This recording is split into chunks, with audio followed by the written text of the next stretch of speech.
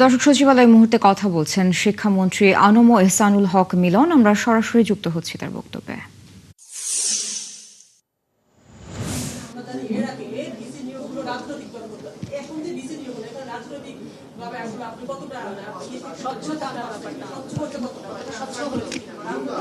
একজন লোক কি রাজনীতি করা তার অপরাধ? এটা কি disqualification? No, it's not a disqualification.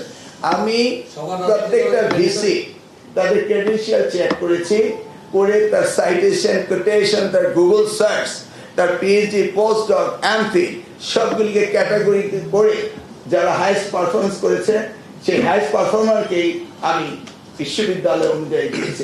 Record আপনি চাইলে আমি দেখাতে পারবো, আমার সেই ওয়ার্কশিট রয়েছে। আমি নিয়ে আসুন আমার ফাইলটা। ওবায়দ স্যারকে দিয়েছি, he the highest performer among the love. So আমরা শিক্ষাগত যোগ্যতাকে সবচেয়ে বেশি গুরুত্ব দিয়েছি। শিক্ষকদের রাজনীতি করা কি ম্যান্ডেটরি? কোনটা? তার এটা পার্সোনাল উইশ। কে রাজনীতি করবে কি করবে এটা তার পার্সোনাল উইশ।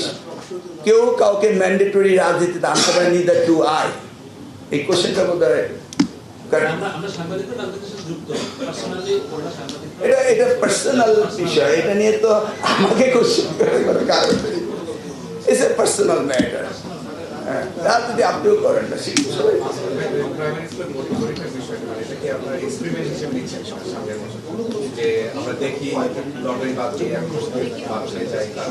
শুনেন, lottery is not a solution.